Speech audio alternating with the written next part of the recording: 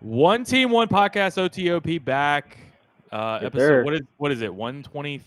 One, two, 1, 2, 3. I think 1, 2, 3. 123. Easy Yeah. as. One, two, three. Michael Jackson. I Rest in know. peace. I got Jack calling in from. Where are you at today, Jack? I'm Canada. at, yeah, Canada. I'm in Victoria right now. Yes. Yeah. No, Calling I'm in. I'm You're at actually the in Baton Rouge. I'm at the Addison Apartments. Yeah. Okay. And all I'm right. on a balcony. I'm up on the 4th floor. Okay. So as close to New York as you'll get. It's very nice day today. So Yeah, I may really nice. I may take the top down in the Jeep in a little while and make a little cruise with Ellie Mae over here. Go ahead. Yeah, Ellie National Dog Day. She had a really good National Dog Day. I'm happy. Did y'all for do her. anything for National Dog Day? William got a dog. Yes. So he yeah, told and me he this looks- yesterday. I didn't know if he brought it home or not. Did you see a picture? No. Well, he showed Looks- me a picture, but he said Looks exactly like Lucy. really. That's But my like dog. a mini Lucy. Yeah. Okay. Yeah, just like exactly what she looked All like right. when we found her. So I need to text him. He's probably Yeah. Well, and Sam's over there. He's probably like yelling at the dog already. it's all good. He's all a good. dominant personality when it comes to dogs. Yeah. Okay, Oh, yeah. so week 0 episode. I felt like we needed to have an episode and talk about what just happened in week 0. Were you watching football all day? What was the plan yesterday? I watched all of the Nebraska game. It felt like Wisconsin. I know. Yeah, it's like Just similar. Enter Yeah, Big Ten team. Yeah, exactly. That was a fucking awesome game. It was great. I honestly I felt like Nebraska obviously lost and that's disappointing and everything, but I didn't think they even looked bad. I just thought Northwestern actually looked pretty good to me. It just looked like two good teams to me. Nebraska was up 28-17, and they kicked Right. the onside kick. I mean, what are you doing, That's Scott stupid. Frost? Stupid. Did you know that they literally just renegotiated Scott Frost's contract this past offseason to eliminate his buyout altogether? Oh, so right, like in October. This is like your last run, and if you don't do well, you have no buyout, and we're gonna let you go. Yeah, his buyout cuts in half in October, I think I saw. And it's like, are you trying to get fired? Like, yeah, no, crazy. I mean, I think they were the better team. It's like in Practical Jokers when Joe was in his ear and he was like, "Hey, run an onside kick." They all start laughing in the stands. Yeah, that's what it felt like. It was like, wait a second, there's no way you really just did that. Right. And of course, Northwestern two straight touchdowns. Right after that.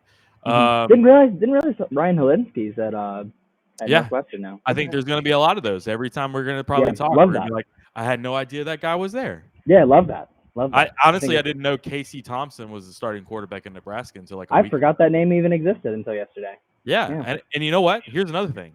I've seen Casey Thompson play a few times at Texas. Didn't know he's black. First time I ever saw him that I felt I didn't know it.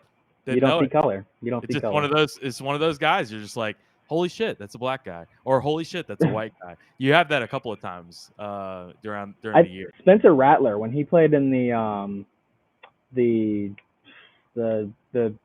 playoff game against LSU, and I was at the game and I saw him on the field. I thought he was white, and then You're later holy on, shit, that's an albino black guy. Next year, I realized he was. Didn't know that. All right, so the interesting things from that game from Nebraska and Northwestern is the electricity or something didn't work in the stadium, like their communication systems didn't work, so they were giving out free Guinness to everybody in the stadium, and they were telling them it's the honor system, and if you can after the game come up to us and tell us how many you had, and then pay it after. No, I had one. But I was thinking if LSU was there. I can hardly get up the stairs, but I only had one. Yes, right. Yeah. Would you do the one just to feel guilty about it? Yeah, so I can pay something, like a tip. Something. Yeah, exactly. But I was like, man, first of all, if we were playing in Dublin, like how many LSU fans would actually make that trip? It would just be a lot, I bet. Yes, astronomical. They wouldn't run out of beer. I would think. What do you think? Like 10,000? I think maybe even more than that. Maybe like 20. That's like destination. That's such a expensive trip though. Like your typical road trip people aren't gonna make that trip. That's a 1 week Like trip. that's the people that every single year go to Breckenridge for Mardi Gras. Right. Kind of That's trip. those guys. Yes, I agree. I think that's a 1 week trip. You go there, maybe play a little golf. You have to get acclimated to the time difference too. Mm-hmm. Get over your jet that's got to be lag. like a 5-day trip to make it worth it.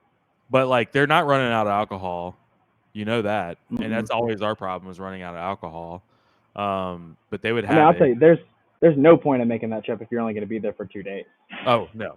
That's a waste. Stupid. That's dumb. Can you imagine making that trip for 2 days and then you just lost your all you do is you're Nebraska and you just walked on an all inside kick, you idiot coach. Like, oh my god, you dressed up like a big ass corn. Yeah, you go all the way to Dublin Island and the only thing you do is watch a football game. Like stupid. You could do that here. Can you imagine all the mad Nebraska fans at the airport? Yeah. Oh my god. Terrible. Wasted on Guinness. I'm sure they're not too happy with Scott Frost to begin with, so I'm sure they didn't really make the trip anyway. I can't believe he didn't get fired right after that game. Okay, so the other games. All right, well, I'll just say, Vanderbilt. We'll go Florida State last. Florida State last. Okay. Then I'll go Vanderbilt. Well, Vanderbilt, that was a late game. I actually went to sleep. Yeah, I didn't even after the first quarter, probably. Mm-hmm. I turned it off, and then woke up the next morning. I had Vandy minus 9.5, so I was excited to see a 35-point third quarter from Vanderbilt. Yeah, right. But yeah, 63-10. Yeah, bro. So there's actually a text thread that I found. I mean, a Twitter feed, and Charlie's running our board in the background. But there's a Twitter feed from Barstool from last night. I don't know if you can find it in time, Charlie, but it was the Twitter feed was something about it was like 7-0 Hawaii, and they threw like Vanderbilt had the ball and it was 4th down, and they had pressure on the quarterback. It's in the first quarter, and he throws it away. And they were like, "Is this the most Vanderbilt thing ever to like have a 4th down and you throw the ball away like way out in the like is the most Vanderbilt?" And all the people like under that thread were just like, "Vanderbilt sucks. They're not going to win a game this year." Right. Blah blah blah blah blah. And then it comes back. It's fucking 63-10. Yeah, dude. Yeah. And I remember we were talking about it because we do our. It's only one episode in so far, but our Super Whale Mega Max football lock show. We were all talking about that game, and it's just like the minus 8. Over. What was the minus over 8 was just like. I think Sam had mentioned it, but he didn't put it into his picks. Sam's picks, by the way, did really bad. We can talk about that later. Oh no. He went 0-2-1. Yeah, no good. Okay. Not good for Super Whales, but anyway. Yeah, I felt like minus 8. I was like, I don't want to touch that at all. I think you even texted us and said like I would take Hawaii plus 8, no doubt, right? Yeah, I would take the points on Hawaii if you're just going to give them to me against Vanderbilt. And then I flipped everybody and went Vandy hard because the spread started flipping pretty fast. It was like 9.5. Yeah. Yeah. Ellie's going crazy. The Amazon truck just pulled up and Ellie's going nuts at the door. It's my favorite. But, I always go crazy when the Amazon truck gets there too. I know, I do too. I know what it is too. I start screaming at them. So Vandy kicked the living shit out of Hawaii. I was impressed at how athletic. I mean, obviously it's Hawaii, but just how like athletic Vanderbilt looked against them. Yeah, just like impressive. Like they did what they should have done. Made the bottom of the SEC look, pretty good. That's not what they normally do. I love how everybody that bet Hawaii though now they're like, Hawaii's going to be the worst team in the whole country now. Right. Like they immediately flipped on Hawaii. Absolutely no credit towards. Although Hawaii did look fucking terrible. I'll give you that. They looked really really bad. Other games, UNC had a closer game with Florida A&M. Yeah. Florida I didn't watch any of that game. I thought they beat them pretty good. No. They beat them by 3 touchdowns, but it was like. Oh, okay. I thought they won by like 30. At one point, it was 38-24. Oh damn! Which against Florida A&M, they got Drake May, is the quarterback there at UNC, North Carolina. Yeah, I don't know who the quarterback is anymore. I didn't watch a lot of because Sports Center posted something saying like, or it may not have been Sports Center, but someone said like Drake May looking like Patrick Mahomes out here. All he did was like throw a crossbody pass like 10 yards Okay. down the field. I was like, everyone was ripping him. I saw a couple of those crossbody passes. I saw one with Duquesne, but we're gonna bring that up in a second. But Yeah, the other games, all right. So let's talk about my bets. sure. First one I had over Nebraska Northwestern. Yeah. I was earlier saying under, and then started looking at it more and didn't The over realize. didn't make sense to me, and then it hit. So I was just wrong. So the over, the only reason why I was thinking that was Nebraska looked like they had some weapons. And I was looking at it more, and I was like, look, I didn't remember Casey Thompson was there. You know who I didn't remember? I didn't remember Trey Palmer was there. Yeah. So it was like Did he do much? he had a couple of catches, and you could just tell he was the fastest guy on the field. And I think we had tweeted that he was literally the fastest guy in Ireland. Yeah, probably so. Yesterday. So, Probably so. but I didn't realize they had all these guys that had transferred in, and I figured they were going to have a really good offense, and they changed their offense. Looked good. I thought it looked good. I mean, Yeah. And their defense wasn't great last year, so I was just thinking, okay, we could have some scores, and 52 points just didn't feel like enough. Like, yeah, I felt like that felt like too much to me. I was thinking more like a game in the teens, just because Northwestern I didn't think was going to be able to score a lot. I don't know. Maybe I just need to go against my gut. Game just did not go the direction I thought it was going to. My gut would have said, okay, it's in Dublin. You're playing over there. You're going to be sleepy. 2 Big Ten teams, all that, blah, blah, blah. My gut would have said go under. Maybe I just need to go against my gut, like for the rest of the year. If my initial instinct is, okay, 9.5 is way too many points for Vanderbilt. Just go against that. The against my gut pick of the week. Yes, that's it. I think that needs to be the thing. That is a thing. We gotta get a sponsor. Caesar's Sportsbook or some shit. How about Tums? We'll get Tums. Oh, that's a good one. I like it. Marketing guy. Yeah. Gut milk. Yeah. Well, my pick on the game was Northwestern plus 13, so I felt pretty good about that. Sam actually, that was great. He didn't mention it on the podcast, but he put money on Northwestern money line. So okay, so he did. That probably cashed out pretty good. Well, hopefully he won back some of his money, because I had that one.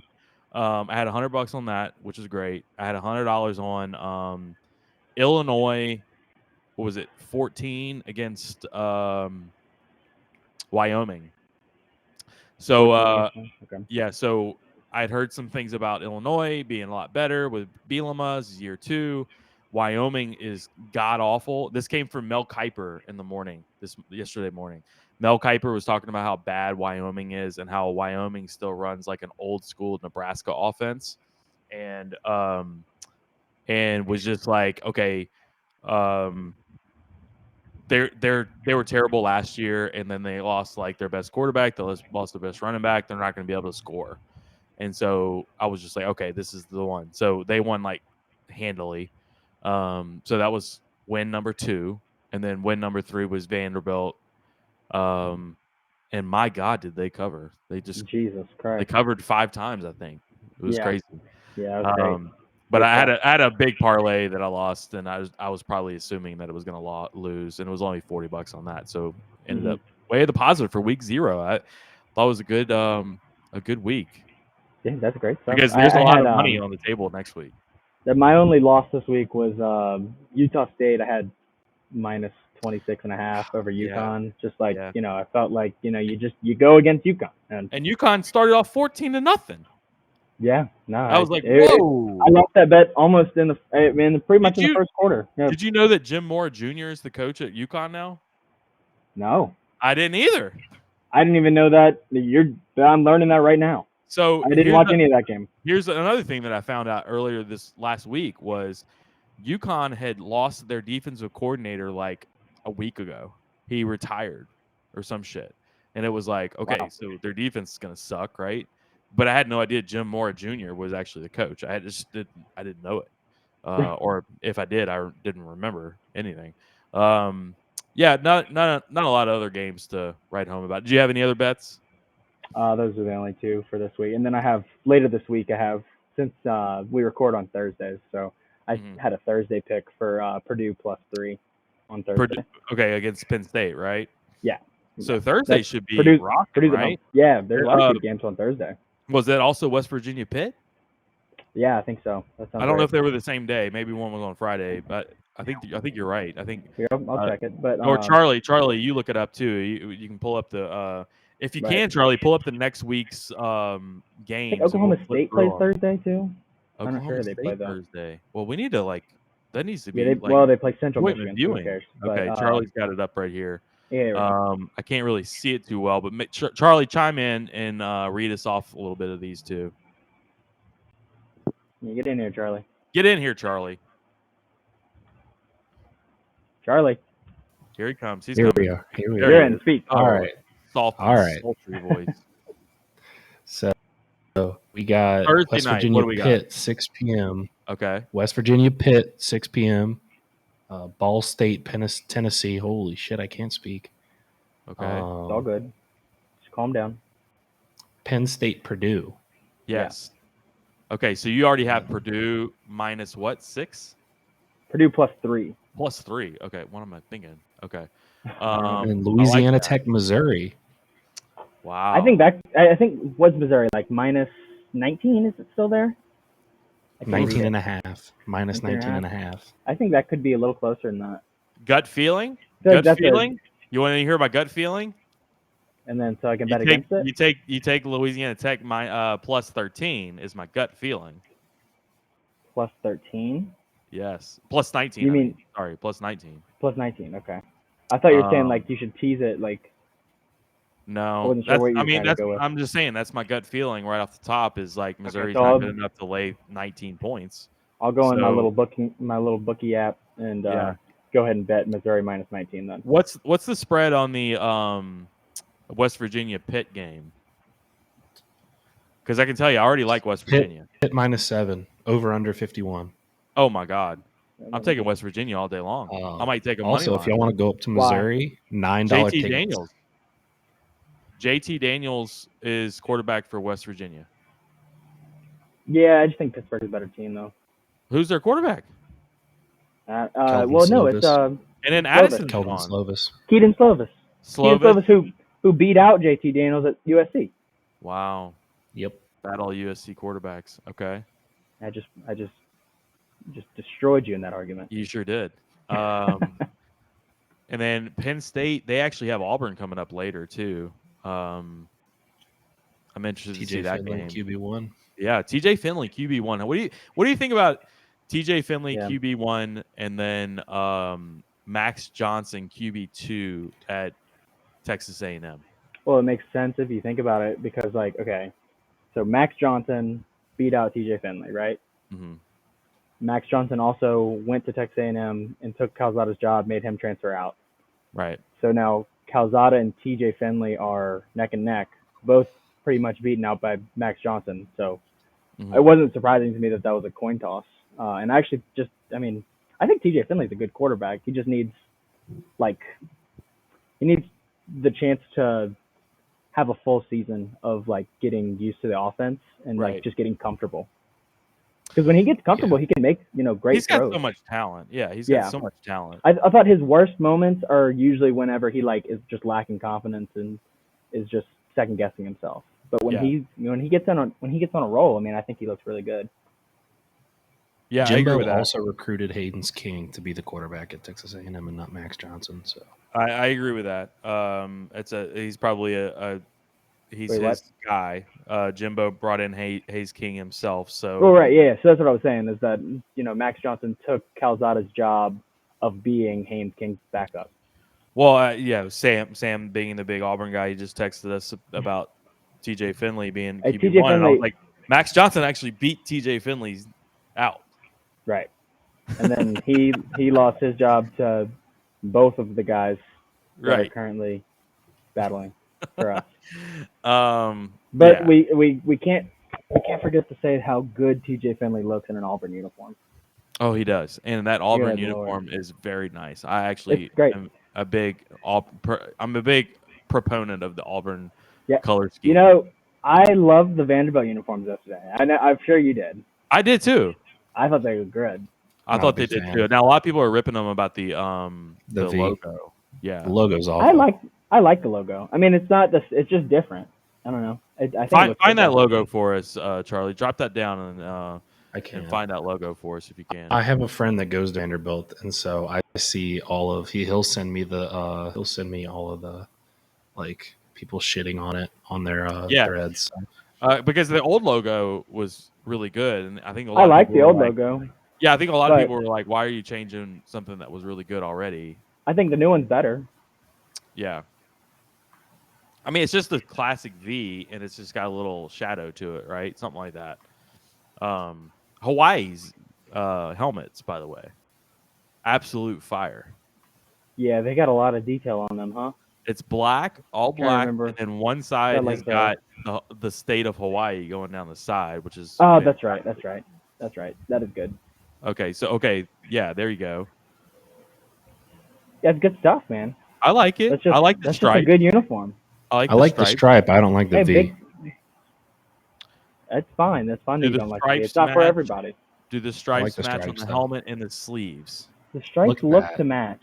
They look now, to match. What about? Do they have stripes going down the pant leg? I'm sure they match. No, they don't. Oh, no, they don't. I think they do. They do actually. They do. Oh my God! There you go. Stripes that match the helmet, sleeve, and pants. Holy shit! You also get Hawaii in there too. It can be done. You're saying? Yep. Okay, so where are you saying on the LSU uniform that the stripes should match? Like which one are you saying should be correct? More on the all white LSU all white uniform. Okay. You have one stripe on the helmet. You have a different stripe on the sleeves, and then you have a different stripe on the pants. Okay, but which one are you saying? Wait, there's a different stripe on the click pants? on that. Click on that fifth or sixth one there. It's at the top, all the way to the right to the right of Joe Burrow. Lenny. Yeah, with Leonard. Yes, there you go. All right, so okay, I see the. You have white.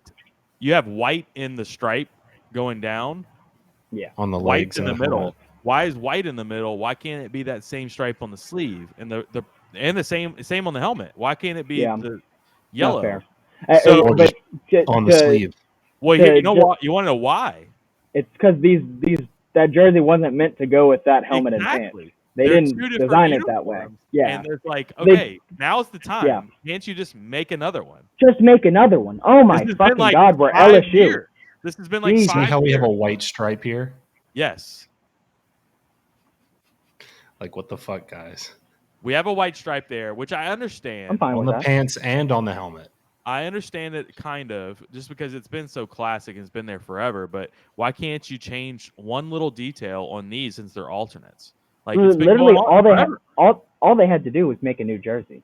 Like would have been so easy, and it was. No. I would say make new pants and make another helmet stripe. That's all you need to do is just have a. No, I think match the jersey with those stripes. I think that would look really good. Well, I mean that's their road jersey that they're wearing, so it's the real jersey. So it's the road jersey, the same jersey that they always wear. Why can't you just match it? Yeah. So I'm saying make a new jersey to match that. I don't like that. Torrey Carter, that's terrible. Yeah, that's ugly. Like, come on.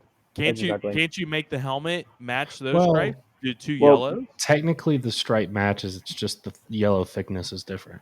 Another thing I think is that the purple on the purple jerseys needs to be darker. That's my opinion. I think it's too bright. The old school LSU jerseys, like adult, used to be darker. They had darker. Yeah, exactly. And I think it looked good. And so whenever we wear the just gold, purple, gold, it looks weird because there's too many like conflicting bright colors. I can't wait. That's just what I think. To see the uniform combo for the Florida State game. So I like Florida State's uniform. Normal, huh? I hope they don't do anything different, but I want the maroon gold against ours. I just like the color combos. Yeah, look at that old school Dalton Hilliard. See how dark that was? Yeah. Love that. No, that's good. That's good stuff. Stripe doesn't match. I know. All right. Get it off of here. Get these screens off of here so I don't lose my fucking mind. Stop sharing your screen. There you go. Let's go back to it. All right, Charlie. Charlie, before we get into Florida State talk, we got any recruiting news? Because we didn't really do that last time. Oh, wait, there we go. Recruiting news slowing down a lot. Oh shit, slowing down a lot. Is We're Charlie still our on the recruiting road. expert? What What's was that? Charlie's the recruiting expert now? Yes, Yeah, he because I is. have nothing Oh, else to good. Okay. I just needed to catch up. do. On, Slowing down a lot. OTOP Brian operations. Kelly and Frank aren't on the road as much. Frank is, but Jamar Kane and Frank Wilson are really the only two guys that are on the road a lot right now. Hmm. But we're focusing on the Louisiana guys a lot more. Well, and then September 1st, I believe you're going to get Zalance Hurd, right? He is committing on the 1st. That is true. 5-star. Is he a tackle? Tackle. Well, tackle guard. He's a lineman. So The only he's thing we don't from. really need him to play is center. So he plays at Neville. So you had you had him and Will Campbell Will on their Campbell. offensive line last year, and it's like, how did you lose a fucking game? Yeah, you just dangle Will Campbell in front of Zalance Hurd and be like, hey, your buddy's over here. Yes, Come exactly. play. Yeah. Y'all want to play on the same side of the scrimmage?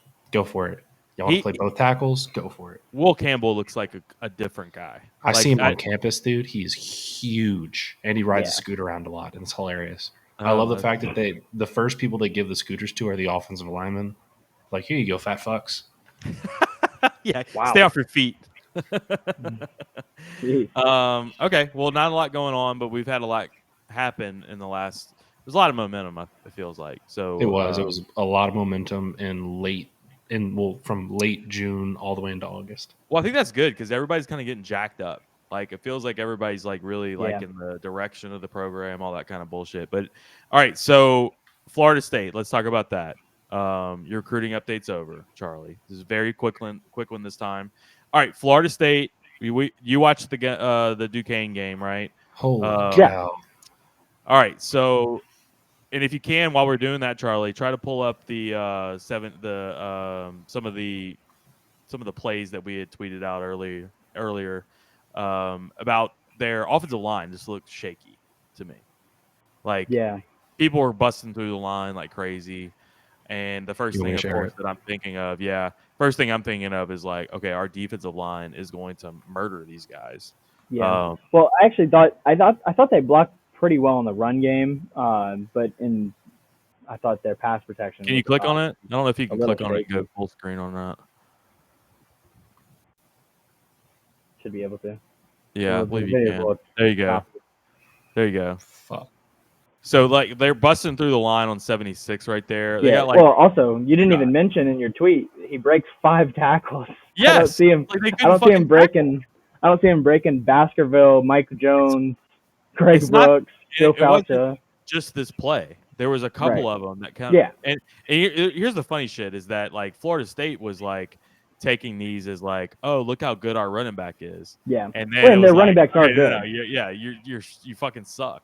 So, hey, by the way, you saw Tyrann Matthew tweeted us out again. Yeah, I saw that. Yeah, 2 times in like a week. This is we need to just like keep leeching on to him. I tried to contain my excitement this morning. Yeah, we need to just keep leeching on to him, I think. Yeah, I know. I think that's a good idea. I almost tweeted out 2 times. Oh yeah, that's just who we're playing is the Duquesne guy.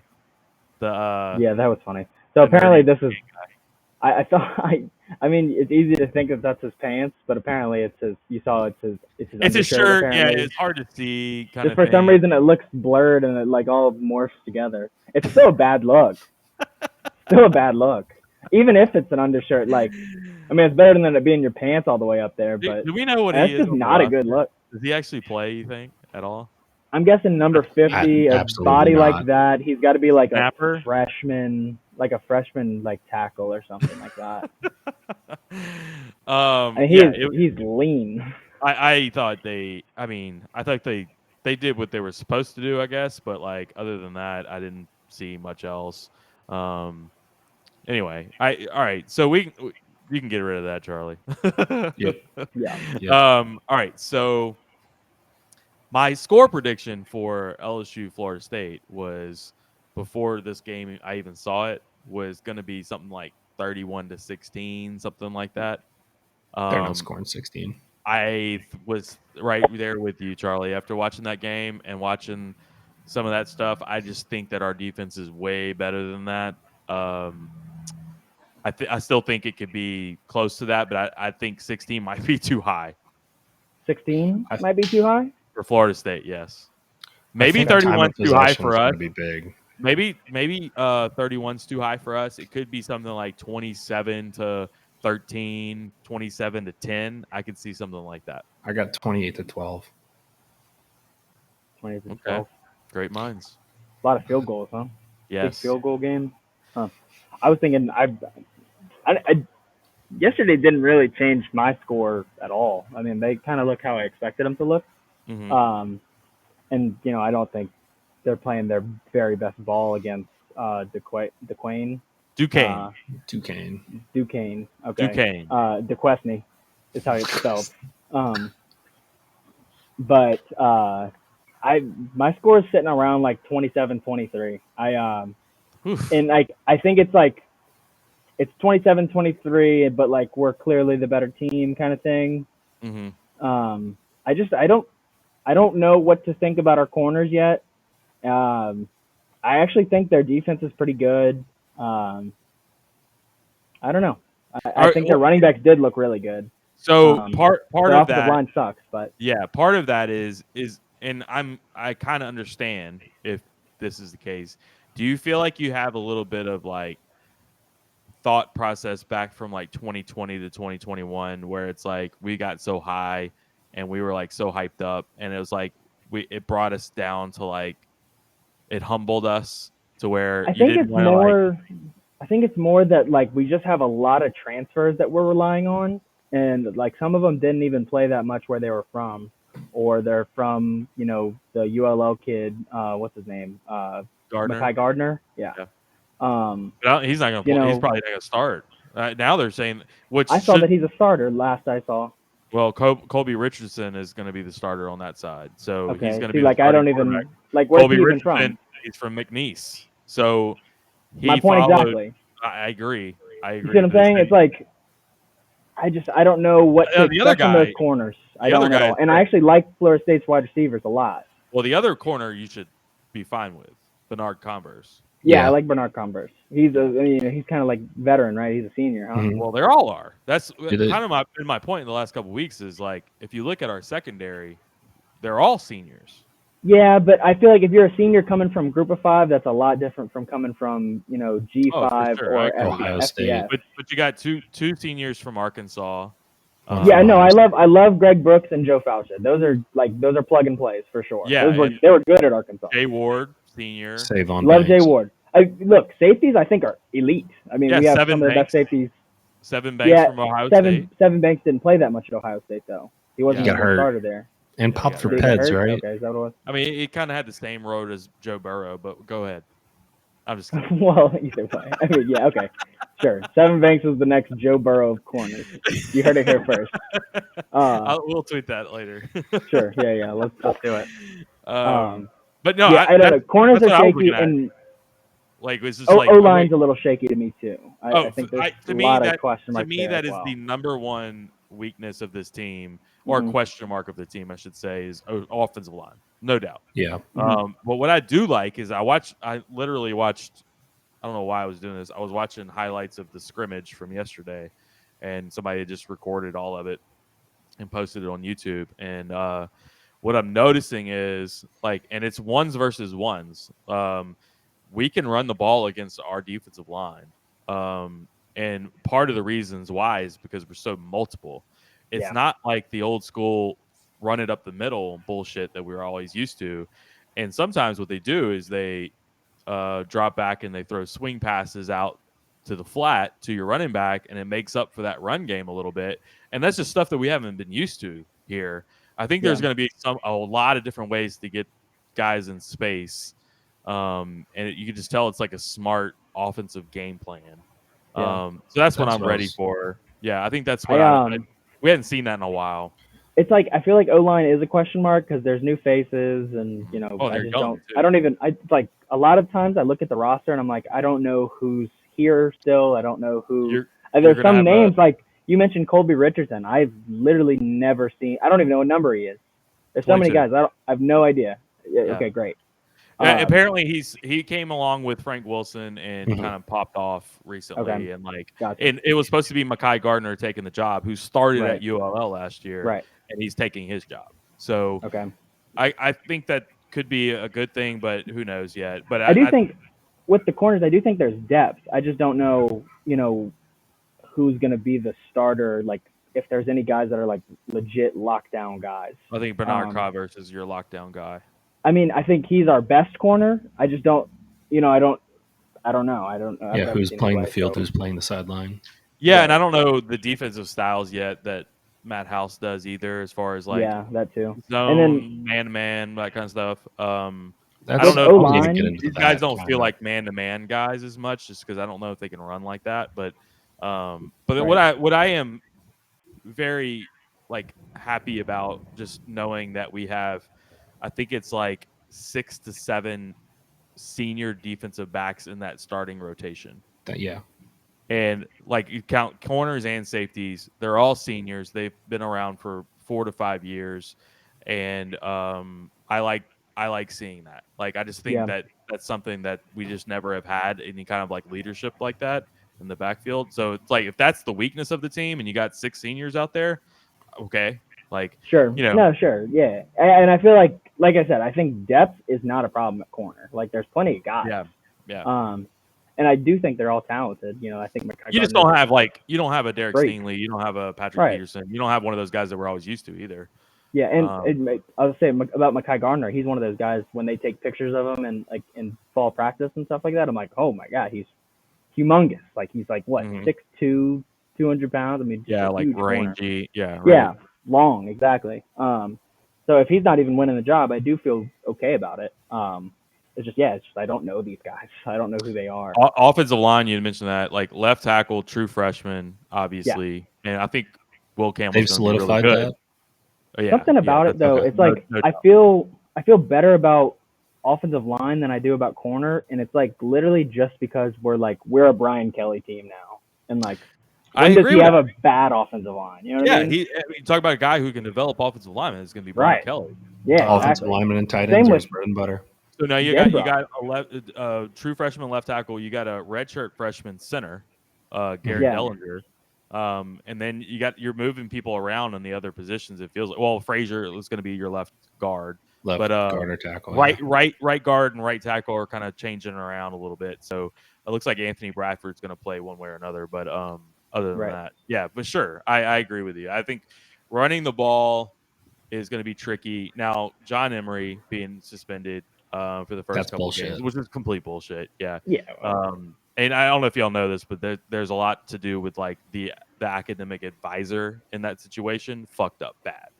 Every LSU student who's had like scheduling conflicts, changes majors, anything like that, that's what I was about to say. They've had a scheduling issue like that. Like I had to retake several classes when I switched from business to sports. Definitely Emery's responsibility also. For sure. But check on it. But that was in 2022, and there were some times in 2020 where he probably wasn't doing what he was supposed to be doing, and he just kind of didn't give a shit. Yeah. But then the academic advisor just fucked him.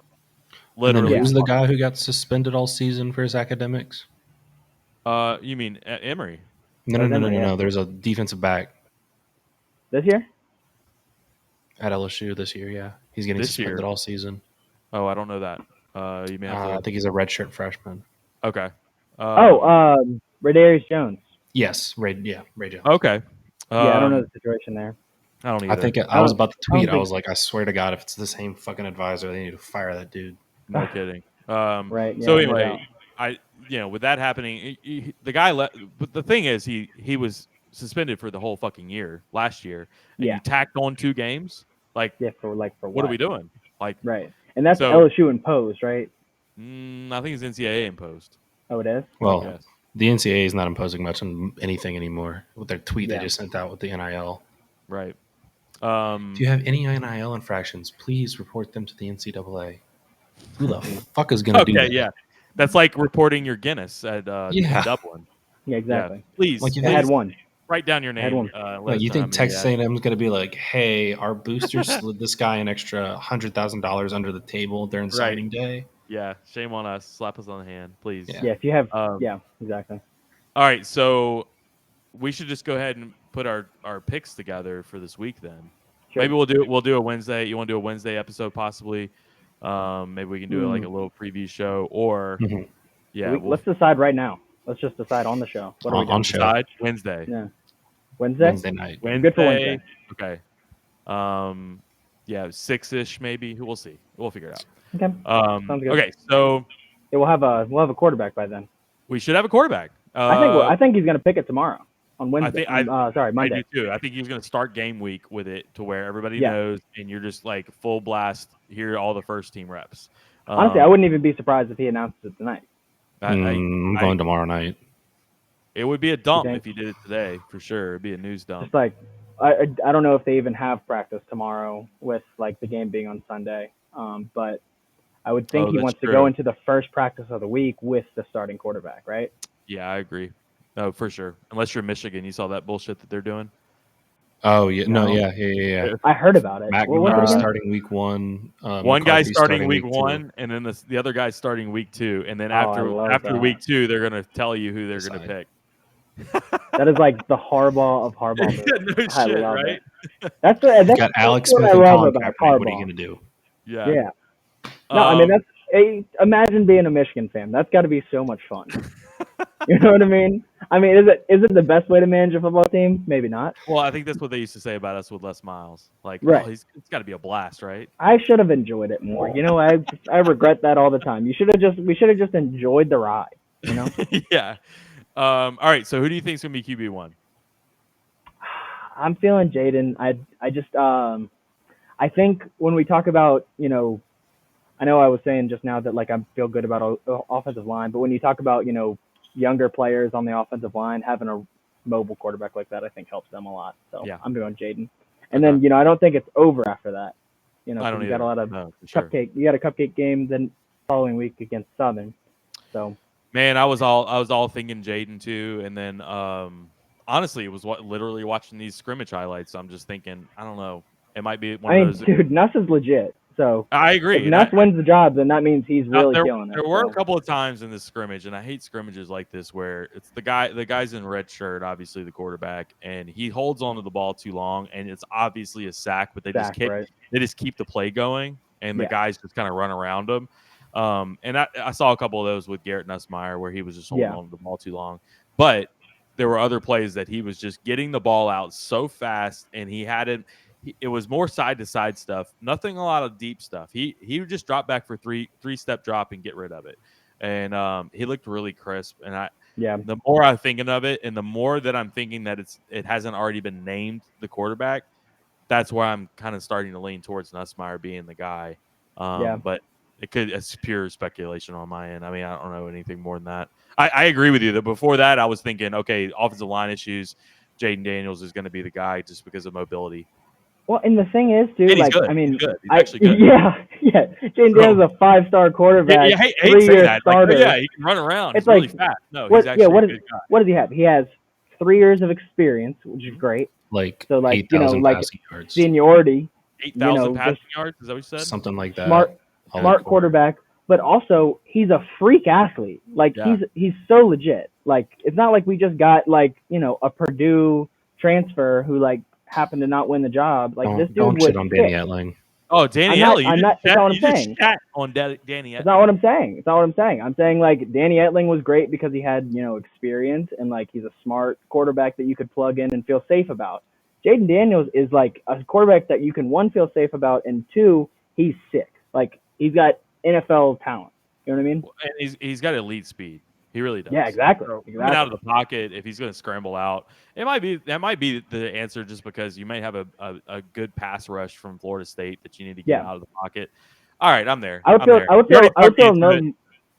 a little nervous. I mean, you know, I'm not at practice every day, so I don't know how Nussmeier looks, but I would feel a little nervous about having a redshirt freshman against an ACC pass rush when I don't know everything about our O-line. 6,000 passing yards. My bad. I was 2,000 off. So that's probably 8,000. So he started 31 games. Mm-hmm. Yeah, 31 games, 6,000 passing yards. Yeah, probably another at least 1,000 rushing. I bet he's got 2. I think he had 1,000 one year. He had passing yards, his first season he almost had 3,000. He was 60 shy of 3,000. He only had 700 in his second year because they played 3 games. Yeah. I had somebody tell me that. I had somebody tell me that he, you know, I said, well, I think the person said, oh, well, we don't have anybody experienced at quarterback. And I go, no, Jaden Daniels is very experienced. He has 31 starts. And he goes, oh, yeah, but that was in the Pac-12. And I go, okay, so what? Like, he's experienced. You just don't like his experience, right? So, no, he is experienced. Yeah. He shouldn't be nervous, you know, going under center against Florida State. Yeah. Yeah, well, fine. Yeah, like the Florida State guy only has ACC experience, so does that not count either? Right. You know, it's just dumb. And we had heard Jordan Travis isn't very good. I mean, I watched that game yesterday, but I just I mean, I don't think he's got like a great arm or anything, but I do think he's a good athlete. I think he's probably inconsistent and like inaccurate, that kind of stuff. Yeah, I think he's got all that, but I think he's a solid athlete, and I think he makes smart decisions. So he could get ear hold in this game for sure. Daniels or Travis? Actually, so Travis. What? Travis for sure. Yeah, Jordan Travis. Who said Daniels? Was that me? I don't know. No, I was just confused for the context. Oh yeah, sorry. What was I saying? Oh yeah, I watched a few like highlights of like Florida State games last year, like the condensed like 30-minute highlights or whatever. And like I was actually pretty surprised. Florida State was like just a slightly subpar offensive line away from going like 8-4, 9-3 last year. Like they were in it in so many games. Yeah, obviously like Jackson, Notre Dame. Jackson State's terrible. Exactly. Almost beat Notre Dame. Almost beat Clemson. Almost beat almost everybody on their schedule. They almost beat. Same thing with Nebraska. Got blown out once. Sure. Yeah. Right. Nebraska lost every game by 1 score. Yeah, and it's just I don't like. Obviously, they're bad, but in a competitive way. It's like they have talent everywhere, especially on defense. You know, I could see them, you know, just messing around and staying close in this game for sure. Yeah, I just don't know if they're gonna be able to score. That would be my only. I think it goes all the way back to like being very simplified with predictions of like, okay, can we score? Can they score? How are they going to be able to score as much as we can? Like that kind of stuff. It's like 2019. Remember when it was like, okay, I was watching Ole Miss highlights this morning, 2019 Ole Miss game, and it was like Plumlee's just running all over us, and I'm like, it does not matter how many times he scores because we're just going to keep scoring. But it goes back to like, okay, can they score with us? And I just feel like our offense is going to be able to move enough to where I trust our defensive line against that offensive line enough to where it'll blow some shit up. Yeah. Yeah, and you know, we're not even mentioning it, but there's a chance that our offense could just be fucking awesome. Like there's a chance. I mean, you know how many fucking wide receivers we got? Right. Like, I mean, the receivers are crazy. You know, here's let's talk about Jaray Jenkins for a second, by the way. Yeah, for sure. Absolutely. Dude, I mean, yeah, go ahead. Well, before you said that, I was going to say I was on LSU Facebook yesterday after the Nebraska game, and they were like, oh, you think Trey Palmer regrets his decision to transfer to Nebraska? And I was like, no. He's wide receiver 1 over there. Yeah, he would have been wide receiver like 8 5. Yeah, I don't even think he would have been that. Like, he would be the punt returner. That's it. Yeah, that's about it. Who is our punt returner, by the way? You got Malik Neighbors, and Armani Goodwin. Yeah. Oh, okay. Yeah, Goodwin's probably kickoffs, I'm guessing. Goodwin and both of them are. What's that? I think both of them are. Okay, both kickoff guys Goodwin. Too. Okay, for both. Okay. Anyway, so about Jaray Jenkins. I hate this because I spend like 45 minutes pulling together all these clips, putting them all together, posting them out. Exactly, and he's retweeted us a couple times. And so I spent all this time doing all that because I'm like, Jaray Jenkins, he's so good, you know, all this. And where I fucked up was with the caption. I said, if your 4th or 5th receiver is as good as Jaray Jenkins, you're fucking loaded. Yes. And like, I stand by that for sure because I do too. It's Kayshawn, Neighbors, and Besh. 1, 2, 3. Yeah, I mean, there you go. And like, I even say Brian Thomas might be ahead of him. You know, just some of the clips I've seen, Brian Thomas is mossing everybody out there. And so like, there's definitely, and there's also there's the chance that he's the 3rd receiver. I could see him being ahead of Besh and Thomas. But wait, what was the lineup for that again? Kayshawn 1, Neighbors 2, Besh 3. Okay. I And honestly, then all these other think guys. I would lean Thomas over Besh. I think, just Chris me Hilton. personally. Chris Hilton's in there too, but Chris I think Hilton's he's in there behind. somewhere. I think he's I think behind. he's probably 6. You know who else is behind? And we don't even talk about this guy's Kieran Lacey from ULL. Yeah. Right. Yeah, and he's going to be somewhere in there because he's getting snaps. You are fucking getting reps. loaded. Yeah. We've got athletes. Just yeah, pure. That was kind of the point of my post. Is like the fact that Jere Jenkins, as good as he is, like as experienced as he is, the fact that he could be all the way down to, like we just said. I mean, all the guys we just listed, he could be as low as 7th on the depth chart. That's just insane. That's just a stupid wide receiver room, and he could be as high as 3, I think. But I think he's going to be 3 with seniority. I think he'll start out at 3. I mean, if he is 3, but by the end of the year, I think he'll be around 5. If he's over, because all I've heard is Neighbors is just like fucking killing it. And then Neighbors it's going to be Bouchon. Here's a Butte and Neighbors. Here's Bouchon. a Booty. Here's a Booty. Sorry, I need to change that. Not Butte anymore. It's Booty. Hot take though. Neighbors has more touchdowns at the end of the year than Booty. More because Booty's going to be Booty. Yeah, everybody's going to be all after him, and Neighbors will be one-on-one all game. I'm interested to see how much they'll try to, because I think Kayshawn would be elite in the slot. I'm interested to see if they like play him there at all. I agree with that, but I also think because I think he's great outside. Obviously, I think Jack Pesh is elite in the slot. Oh no, for sure. So is Neighbors. I agree. Like I think you can move all these guys around all the time. Yeah. So here's another thing that I was going back to what I was saying earlier with backs out of the backfield and being multiple. He loves his tight ends. He wants to throw to tight ends. All it Mason does Taylor's is had a huge camp. Yeah, all it does is just open up all these options for your wide receivers. Like all of a sudden your wide receivers can't get like boxed in or whatever they call the terminology anymore, but like you can't do all that stuff anymore if you're just going to be checking it down and dumping it off and getting 15 yards a pop. So I think that's where I think Kelly and Denbrock are smart, like really smart to game plan against these guys. But it all depends on your quarterback and offensive line, obviously. So it'll be fun. All right. So what's your hot take? Go ahead. Neighbors will have more touchdowns in the first 6 games than Kayshawn, but Kayshawn will end the year with more. Because Neighbors is going to pop off in those first 6 games. Whoa. The SEC is going to be like, fuck no, and they're going to double him the entire SEC schedule, and then Kayshawn's going to start to catch up. Okay. I like it. Everybody's going to double Kayshawn at first. Neighbors is going to get probably 30% of the touches, which for a wide receiver is huge, right? Yeah. And then just take off. Yeah. I can see that. I like that. I like that too. I guess this is probably going to be the last time we have like a full season like in front of us. I mean, obviously we'll have Wednesday, but I think that's going to be more Florida State based. So do we want to give like some full season like record prediction? I'm all for it. I already said mine recently. So I had 9-3. I even put fucking scores on there. So like I went all the way out. You don't see anybody do that shit. I feel like there's like obviously, like, if you, pick all of them, that's great. And, like, you pick every single game that we lose, that's great. But I think there's less.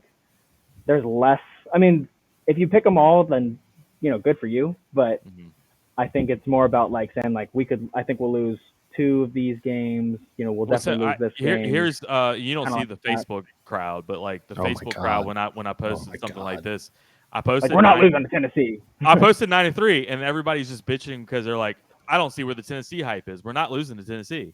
I think we lost Jack. We just lost him.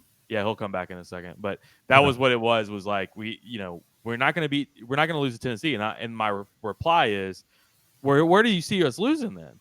Like, to me, we're 9-3.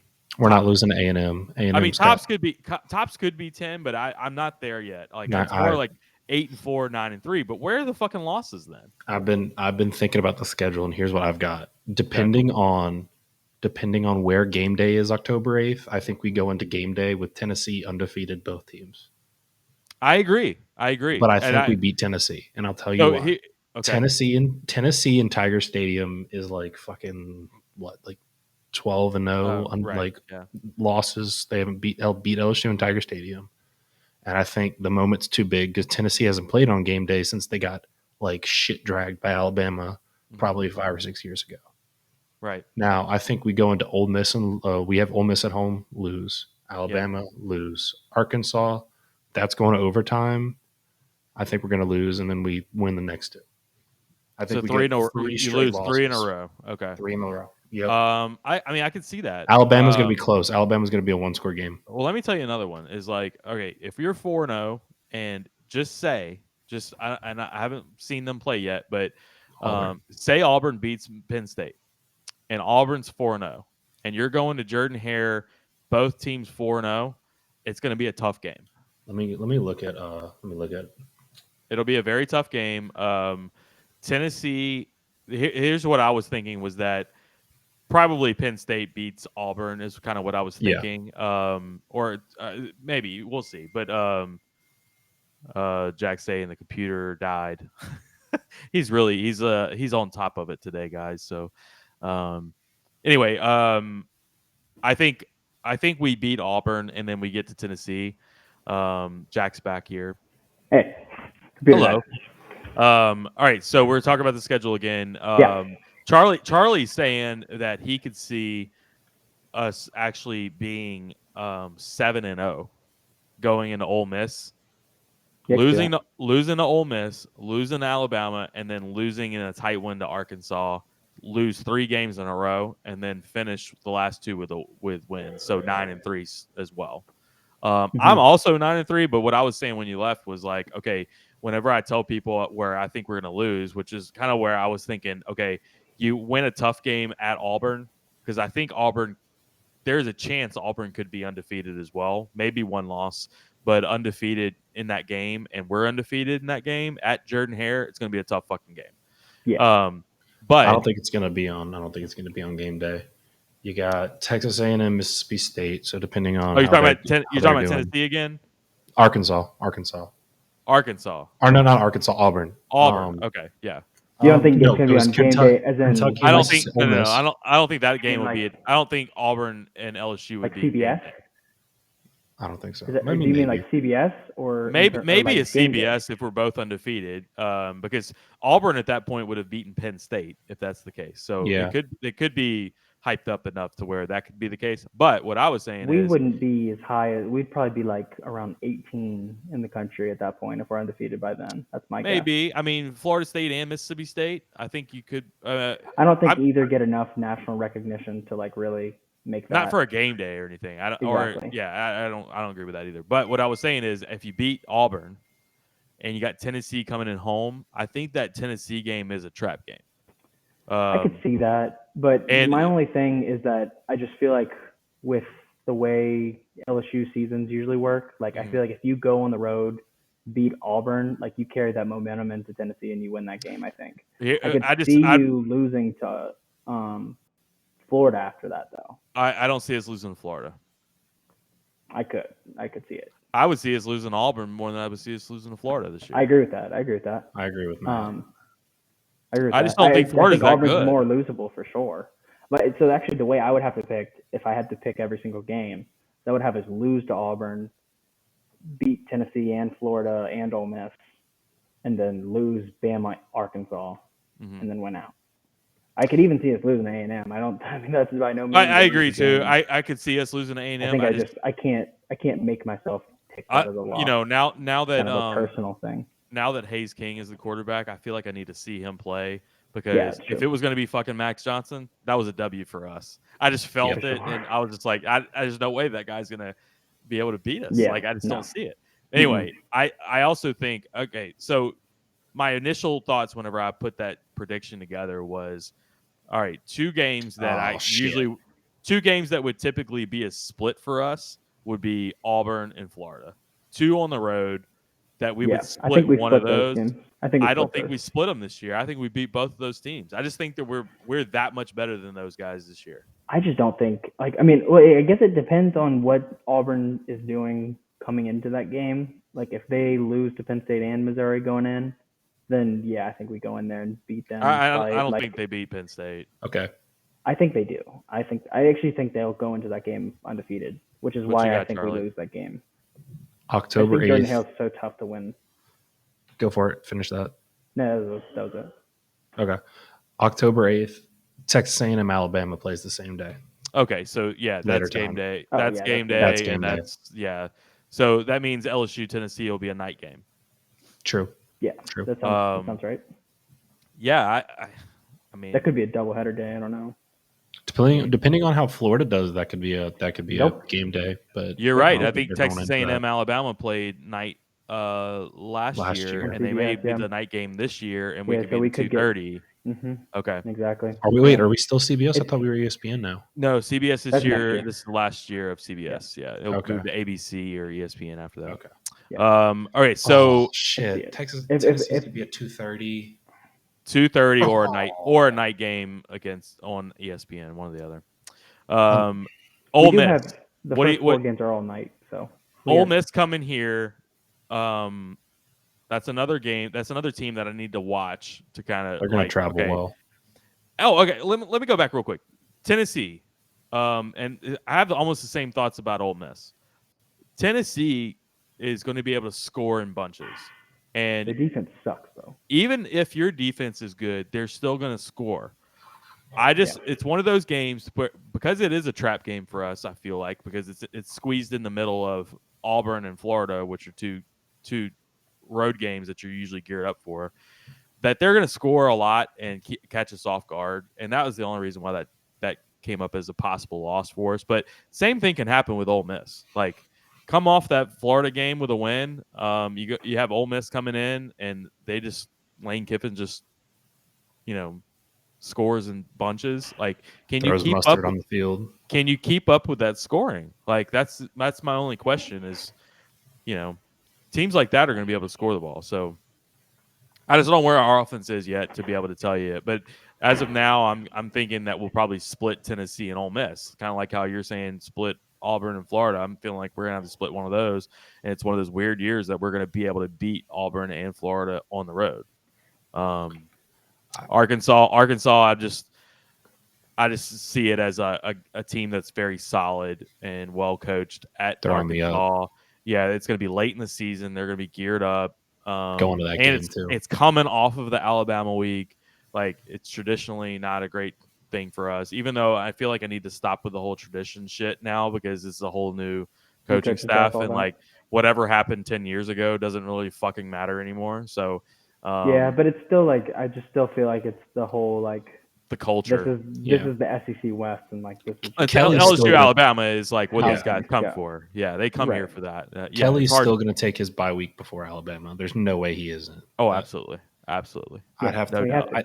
He'd have to be on whatever the fuck Aaron Rodgers takes to take his bye week and put it before Auburn or put it before Arkansas. Sure. I think there is a point though that like, and this is kind of, I think, where Coach O was trying to go with it before he kind of spiraled out, was just that, like, to not go into the Alabama game, like, it's our Super Bowl. Yeah, exactly. Oh, yeah. And I think that's where he was trying to go with it, and he failed. But, I think that if you took the bye week away, that would kind of take some of that out. Or, like, you can just kind of go into the week, prepare for it. Right. O's first Alabama game, I remember them talking about how he said he wanted to change the atmosphere around it because the way Les would coach the Alabama game was you're just trying to beat them. Like you're not trying to out physical Alabama. You're trying to be smarter than Alabama. And he's like, that's not what we're fucking here for. You are going to go up against their best. Our best is going to go up against their best. It's going to be who's got bigger balls, who's the bigger man. You're going to have to be more aggressive than them. You're going to have to be smarter than them, but you're going to have to beat them physically for them to be beat. And I think the line of scrimmage for sure, but I think after that it's going to be more game planning and things like that I don't think other than 19, we just never had the staff capable of doing that. Mm-hmm. We have the players, but like we were never able to get our players in the right positions, i.e. Les Miles running up the middle a million fucking times with Leonard Fournette versus Alabama. Yeah, there's just no reason why a team that talented should be that poor at executing against anybody. But when you have 16 offensive plays with Cam Cameron, what sure. are they going to expect?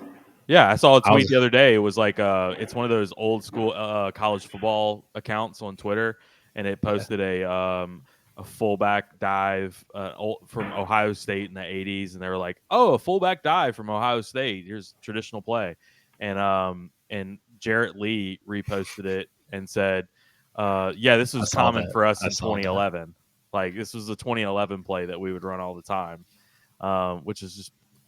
Hilarious. Bullshit, bro. Like looking back on that, it's like so many what ifs of like how good we could have been. But and then also LSU had fullbacks well into the mid 2010s, and like how are none of the LSU fullbacks on NFL rosters right now other than Torrey Carter? You know what I mean? No doubt. If you're recruiting guys to be a fullback, if you're trying to create a fullback, how are they not playing in the NFL? Right. Well, Quinn Johnson was good back in the day. Yeah. Blah blah blah. But all right, so we'll wrap this episode up. You'll come back on Wednesday. We'll do a better preview after we know quarterback situation. Right now, what we're all three saying Daniels. I'm saying Daniels. Daniels. Yeah, I believe that's the case. Yeah, I think it's Daniels for sure. I think our coordinator is going to go into this game with a simpler game plan though than we did in 2020, 2021 though. Well, because I'd rather not be simple. I would rather not like simple, but multiple. Get the ball out. Like, say, like throughout a year, your playbook's going to be in like 3 phases. You're going to have your base plays where you've got probably 20 or so plays in there, and then you're going to have phase 2 with more and more that just build off of each other. You don't try to, you don't try to like, you know what I mean? You don't try to throw all those phase 3 plans and plays into the first game. I think that's what a problem we had with Bo Pelini was. He was trying to run phase 3 plays on defense. I think there could be could be a feeling out of the game, and I could see it being a tight game at halftime, but like second half just taking control. But I could see that happening then. But I don't know. Wasn't that the BYU game that we had in New Orleans? Except they never scored. Yeah. literally. I was trying to remember if that was how that went. Yeah, it was 27-0 there. But yeah, I feel like having watched all the Florida State games this past week, just like they just play close games like against anybody, and I think we're better than most of the teams in the ACC or almost all. But I don't know. I just think it's going to be a tight game, and I think they're going to play better than they did against Duquesne. I think our defense is really, really, really good. We'll see. I think there's question marks, and I think we talked about corner obviously, but even like linebacker is a question mark to me. I mean, obviously we know what we have in Baskerville and Mike Jones, but Harold Perkins and Greg Penn. Right. Well, you don't know what you have. I think you don't know what you have in those guys yet. I think they're really good, but I think they're gonna be studs. I know you don't. I don't know you're saying that, but like this is game 1. I think Greg Penn is gonna be like. I think Greg Penn's gonna be great. I think he's gonna be like a monster at middle linebacker. Harold Perkins is going to be like the next Devin White. Honestly, without John Emery, Harold Perkins should play running back. He was so good in high school. Oh, you're right. It's true. I mean, like switch him for a couple weeks. I saw people saying exactly. I saw people saying he looked like Devin White in high school. No. He looked better than Devin White in high school. Yeah, no doubt about it. I mean, he's so sideline to sideline. He's prototypical. So fast. Yeah. I mean, dude, he's got to have like a 4.35 40 time. I mean, I could see a couple of plays where we may have a 3rd and 6 against Florida State, and then all of a sudden Harold Perkins comes in and does like a delayed blitz up the middle and rocks Travis. Yeah, I can see that kind of stuff happening like crazy in this game. Harold Perkins is the kind of athlete to where that I think he can defend slot receivers. Almost play nickel, pretty much. That's what I was getting to. I was thinking, who was the outside linebacker defensive end that we had that came in as a safety? The national championship year, huh? No. Well, I was going to say Corey Thompson, but No, he was national championship year. He was a true freshman. He was like in packages. Oh, Marcel Brooks. Oh, Marcel Brooks, yeah. and then he transferred Similar. to TCU. Similar. I think Harold Perkins can be like that, but I also think Greg Penn can be like BJ Ojawari in the fact that he's a linebacker that can play in the box, but I really think that he could set an edge. I really do. Okay. All right. I've been thinking of Greg Penn as a interior. Yeah, I think he is too. I think Greg Penn's a monster inside guy. And then you have a guy like Mike Jones that can kind of move side to side too. Baskerville too. Love Mike Jones. Baskerville's not. He's just not a guy that's not even the starting lineup. He's a rotationary guy. You want to talk about depth? Depth at linebacker. I know, something we didn't have for the last 2.5, 3 years. And the way they're I think their starting defensive front looks is you have one of those linebacker positions is the jack guys, what they call it, jack linebacker. That would be Ojolari rushing off the edge. Yeah. So, or Savion Jones or some other guy like that that's a rusher, but like it moves a guy like Baskerville to where he's just going to come in and play in a rotation, and he's not even the starter, which is another scary thought. Like, that you got guys like that, they're just sitting on the bench, similar to the wide receivers. All right, enough of this talk. Let's get back to it on Wednesday. Been a good one. All right, so we will talk to y'all then. It has been One Team, One Podcast. Logan out.